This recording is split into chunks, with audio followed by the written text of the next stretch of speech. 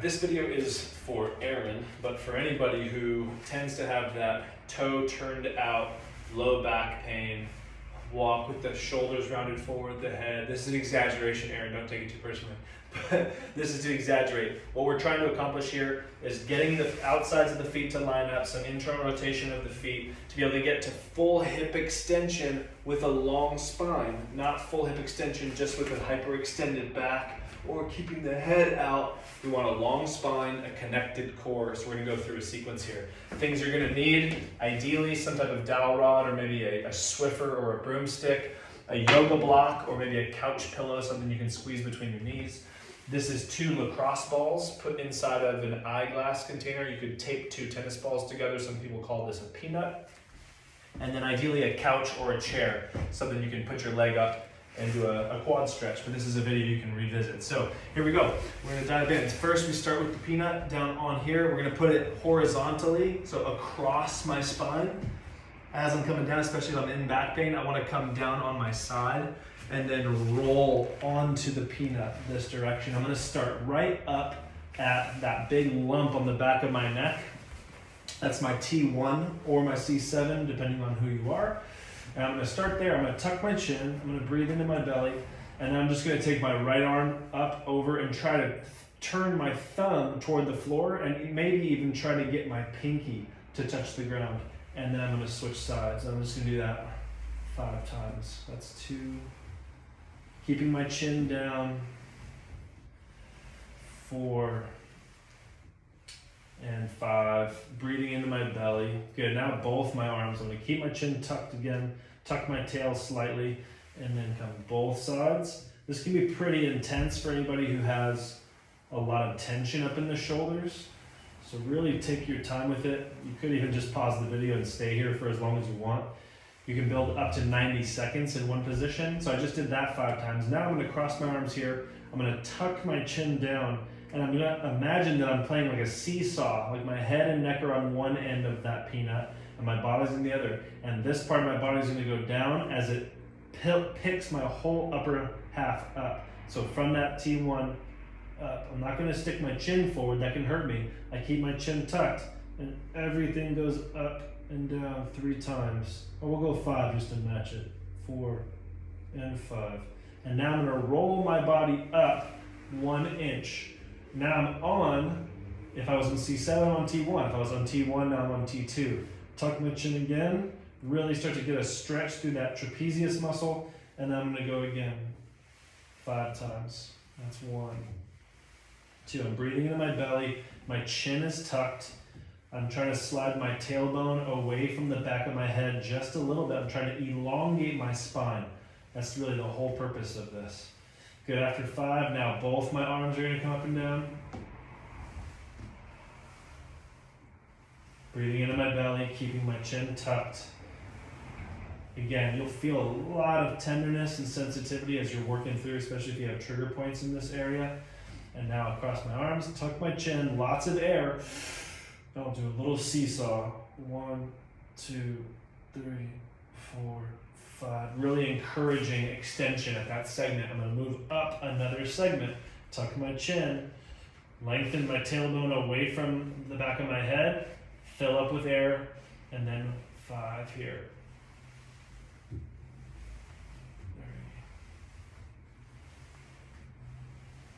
Belly breath. Tucking the chin. After 5, I'm going to do both of my arms now. Tucking the chin again. As I'm going up, I'm turning my hand and my elbows so that my upper arm is externally rotating, kind of pointing the bones of my elbows toward my feet as I reach toward the ground. My palms can go down when I come back down. Then crossing my arms, tucking the chin, lots of air, up and down. 3, 4, 5. We'll go up another segment. I'll just do this segment for this video. You can continue on if you want, but picking which region you want to work on.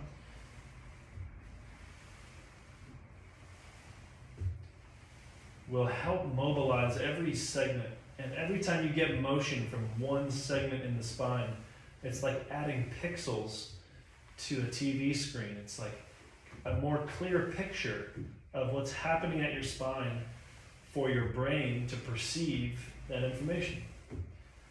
If all the joints are stuck together, the brain is thinking that there's only half the joints available to coordinate movement. After 5 of those, crossing the arms, tucking the chin, up and down.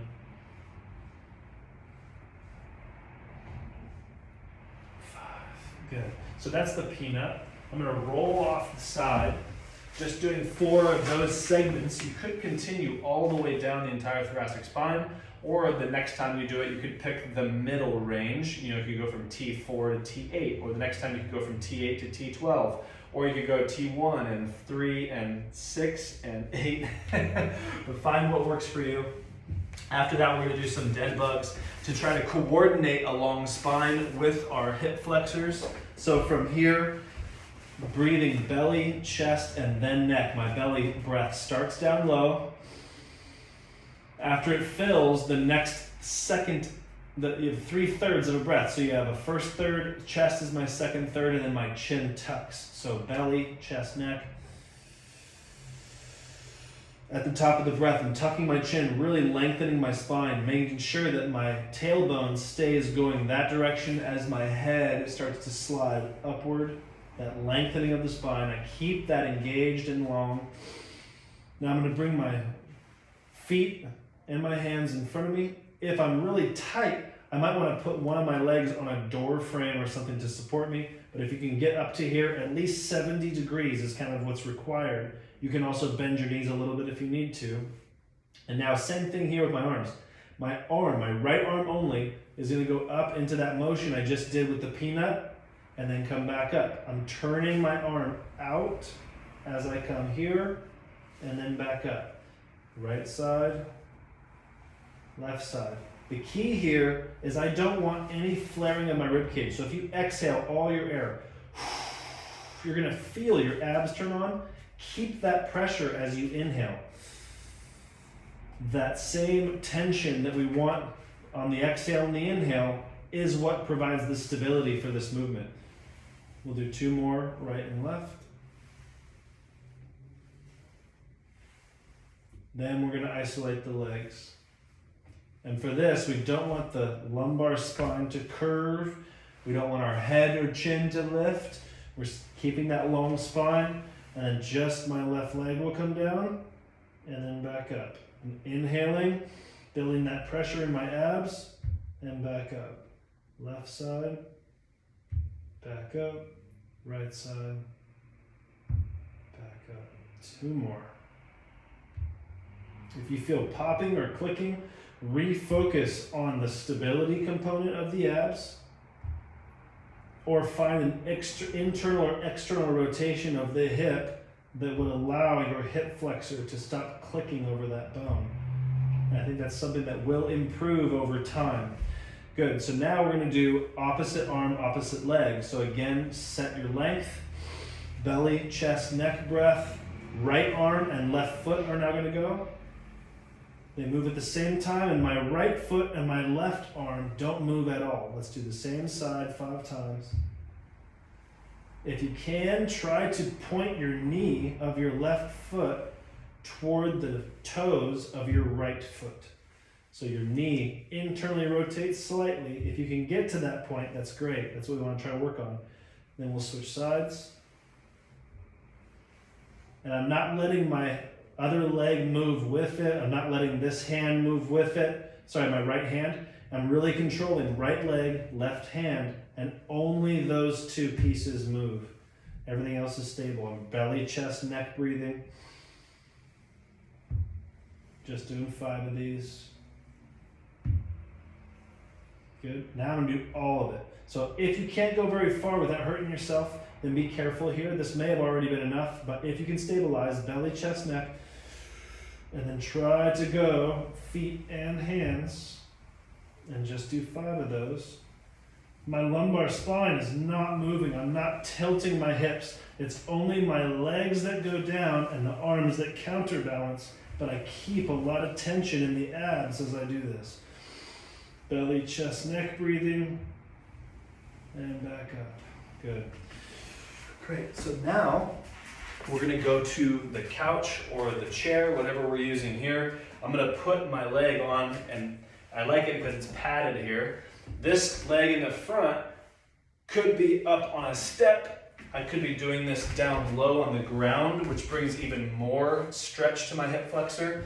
But the other reason I like to do it on a chair or a couch is that this gives me some clearance and some ease on this leg, so I can really focus and isolate this hip flexor. Before I go back and just start stretching my quad, I want to take my tailbone down toward the floor a bit. I want to be lifting the front of my hips up a little bit. So before I even start anything, just taking my hips into that posterior tilt will bring a bit of a stretch to that hip flexor. And then I breathe the length of my body. The side bodies get as long as possible, but it's that same triple breath. Belly, chest, neck. Holding all that space as I exhale. I don't let any of my air leave my rib cage or my spine. And now from here, I just lean forward by pulling my heel toward the back of the chair and squeezing this glute. So I'm not going to let my hips dump out forward and lose that stretch.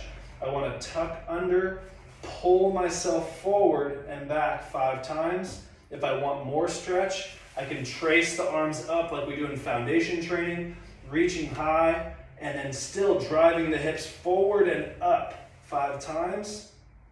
To get a little more release, you can go from here and reach the side body up and over this way, and that'll get a different angle on the hip. You can pull that arm down this way and start to reach this direction. You can also get that engagement of the hip flexor, big decompression breath, and then open to the right and spin to the left. And start to get mobility of the rest of the body with the hip flexor at full length. You can also flex at the spine as long as you have a lot of air, belly, chest, neck. Keep that engagement forward with that hip flexor stretch. Forward and then up. Almost like a cannonball is shooting you in the front of the body and your spine bends. And then a cannonball shoots you in the back of the body and you open up by keeping that hip flexor engagement. Then we come out of that and you shake it off a little bit. That could be a 90-second, 2-minute stretch. You're holding, engaging. You can move back and forth. We're going to go into a squeeze of a yoga block with a dowel rod accountability partner. And from here, weight is in my heel. I'm squeezing the yoga block here. So really turning the outsides of my feet parallel, weight in my heels. My butt is touching the dowel rod, my back is touching the dowel rod, and my head is touching the dowel rod. And then I can hold right behind my neck. I can hold above it if it hurts my shoulder. And then from here, weight in the heels, and I'm reaching my butt back and bringing my hips forward without any of these points coming off. So my head's not coming forward, I'm not arching my back in the middle, and I'm not rounding and the tailbone coming off. All 3 points touch. And I squeeze that block, weight in my heels. My knees don't go forward at all. And at the top, I squeeze my glutes and try to accomplish that same tilt at the top with those 3 points still touching. So all the way back, all the way forward. Belly, chest, neck breathing the whole time. Just gonna go through 5 of these. Good, and then we'll set it down. Then we're gonna bring our opposite leg back up. So we've lengthened the hip flexor and then we use it in a new pattern, hoping that that integration of the nervous system, the coordination helps maintain that mobility for a longer period of time. So now I'm gonna go through that same thing. I'm gonna tuck my hips up and under, you can visualize the tailbone dropping down toward the floor or the pubic bone lifting up. You can squeeze the glute to engage that hip flexor a little more. Then you can lengthen the side bodies with the breath, belly first, overflow into the chest and rib cage, overflow into the neck, tuck the chin, maintain that space like a hot air balloon, exhale from the bottom, engaging that hip flexor, and now pull that front heel toward the back of the chair. That tries to bring your body forward, but the restriction here just increases that sensation of stretch. Lots of breath and air. You can add your arms. Hold that space. You can side bend while continuing to squeeze that glute. Driving the hips up and forward. It's not just forward and hyperextending the back. It's really tucking up and under, lifting and squeezing that glute. You can add the rotation, keeping the spine length, really maintaining the stability of the hips at that point. Hips are usually very mobile, so this brings a lot of mobility into places that typically don't get it. And then you can tuck your chin, breathe into the belly, chest, and neck. Bend forward. If you have back pain, be very careful with this one. You can use your hands to support the bend. And then you lift yourself back up, lift the sternum to lengthen the abs, and then bend backwards. It's like a cannonball shoots you in the front of the body. Your air lengthens your spine. You tuck your chin. You can support yourself here. And then again, lift yourself up like a cannonball shoots you in the back. Inhale to open up. Then come back out of it. You can squeeze the block in a few different directions, really wide, neutral, or super narrow. You want to feel whatever gets you the most engagement of your adductor muscles, those internal rotators of the pelvis. We're going to throw the dowel back to our back. I'll turn this direction now so you can see it at a little different angle. Outsides of my feet are parallel. Weight is in my heels. Squeezing the block, and I'm not just trying to like squeeze my legs together, I'm trying to turn my knees in, and I catch the block right in the middle of that turning, that internal rotation. I want to maintain that internal rotation at the thighs while I try to extend my hips, and that at the top, it's really easy to squeeze the glutes, and then at the top, it's like an anterior tilt happens in order to get to the very top. You want to find that tension. So touching the tailbone, the thoracic spine and the head, my butt goes back, my knees stay in place, weight in the heels, and then I bring it up. I keep internally rotating the thighs while I bring my tailbone down toward the floor, all the way to the top. We're going 5 times, all 3 points touching on the dowel rod. Really squeezing the block and squeezing the glutes at the top. 2 more. Lots of air, belly, chest, neck breaths. Fill yourself up as much as possible. Last one. Every time you go into that hinge, try to find the hamstring stretch and then relax. Good. The last movement we're going to do, it's just basically a reset button. You can either use the chair or the couch. You can use the yoga block. You can just use the floor, but the goal is here to go as wide as you want. The wider you go, the more adductors you're going to get involved. The more narrow you go, the more opening you're going to get in the sacrum, in the back. Something about neutral is fine as long as the feet are outsides, parallel. Lots of air in the side of the body. Hip hinging back, hands come back, weight in the heels, and then scoop the hands forward. The hands go onto the chair, or they can go onto a yoga block, or they can go onto a lower, or all the way to the floor. But you want to make sure that your spine is straight. My shins are vertical or even further back. Weight is on my heels. Outside, inside ball of the foot pressure. I'm inhaling my spine as long as possible. Exhaling with my abs, maintaining all the volume of my rib cage. Keep reaching, keep pulling back. It's like a tug of war between the fingertips going forward and the butt falling back, and the butt is slightly winning. I'm trying to spin my thighs inward just a little bit. Lots of hamstring stretch. You want the hamstrings to be screaming at this point. Exhaling with the abs, keeping the chin tucked. Then you can bring your hands back onto your shins. You can walk them back up to your thighs, really using your triceps to help bring stability back to the spine. Inhaling really big. Keeping all that space open. Weight in the heels, bringing the hips up and forward.